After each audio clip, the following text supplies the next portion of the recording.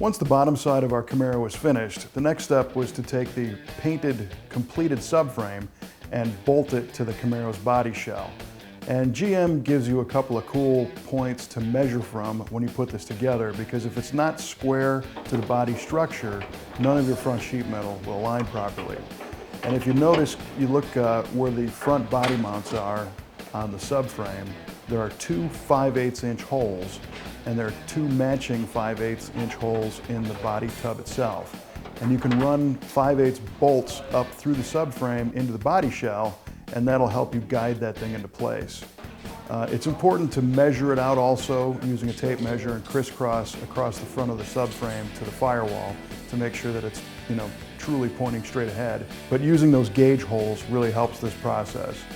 We were using Detroit Speed solid body mounts on this so that it would tighten up the chassis to the body tub and also make it a little bit easier to align, because we wouldn't have to worry about rubber bushings flexing as soon as we started to put load on the car.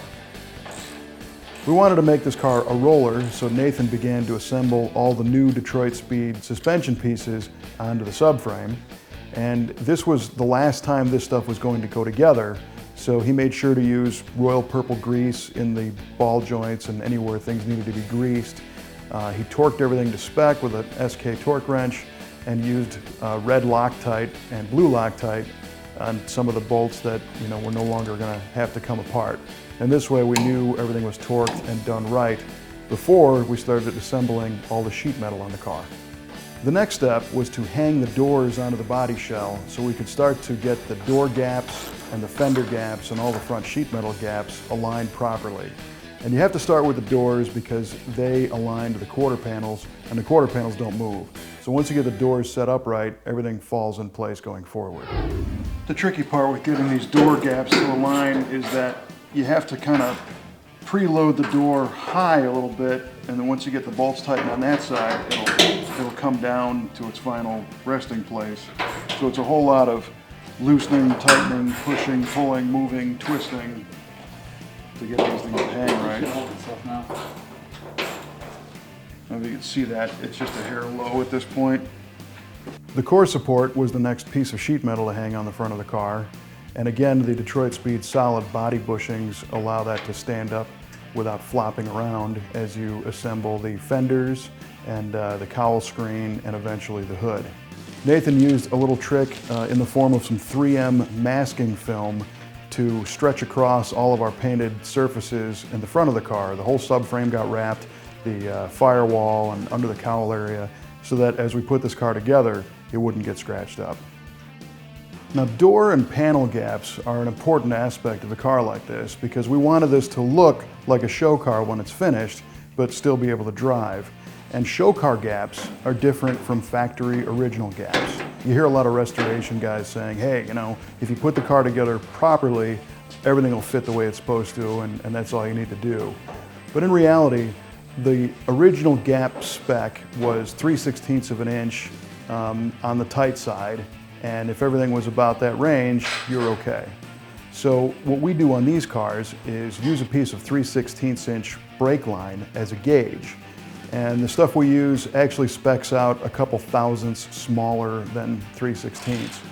And once we get the panels assembled on the car, you run that piece of brake line through the gaps and make sure that they're all uniform. And they usually are never completely uniform.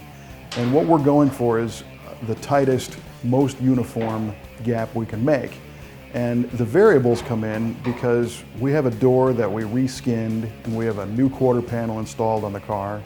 An original car, they might fit more uniform, but it's not such a matter of the panels themselves being different, but that door skin might be installed in a slightly different location on the door shell than the original one was, and therefore you might have a discrepancy in the gap. And the strategy is to get everything set to the tightest point and then look up and down the door and across the bottom and between the door and the quarter panel and look for any wide spots, and then we close those up by adding steel material to the door skin or the quarter panel or the leading edge of the fender. And you have to be careful because when you open the door in one of these cars, the gap actually gets tighter as the door swings through its travel, and without the right amount of space, it'll touch. So we found that, just under 3/16 is about as tight as you can go to make a nice safe gap. We initially mocked this car up using an original steel hood, but the owner wanted us to use a Stinger hood, which is a fiberglass hood with a scoop in it. And fiberglass panels can change. They change the way you store them. If you store them flat, they can bend, and if they're standing upright, they can twist. Temperature makes a big difference, and a lot of times, straight out of the mold, they might have some issues. So we took some time to install the hood, and Nathan brewed up some fiberglass resin, and he actually extended the corners of the hood and had to spend a good amount of time working this thing so that it would become as straight and as flat as the rest of the body panels on the car before it actually got into body filler stage. I mean, everything was done in fiberglass just to start with. Another area that required attention was the rear deck lid. And what we found is that the opening for the deck lid was a lot larger than the lid itself. And when we got it centered in position, both of the outer edges were not as straight on the car as they were on the deck lid. So to fix that, we spent some time to make sure that the contour of the lid was right by flexing it and hammering on it and bending it a little bit. And then Nathan added some steel material to the sides of the quarter panels where they meet the deck lid. And here he welded a welding rod onto the quarter panel. It still needed some refinement to look nice. And rather than use body filler on an edge like that where it might get chipped and cracked down the line, Nathan used some Eastwood synthetic lead. It's an auto body solder kit, and filled that whole seam using the lead and then ground it smooth so that we have an edge that's metallic and not made of a plastic filler.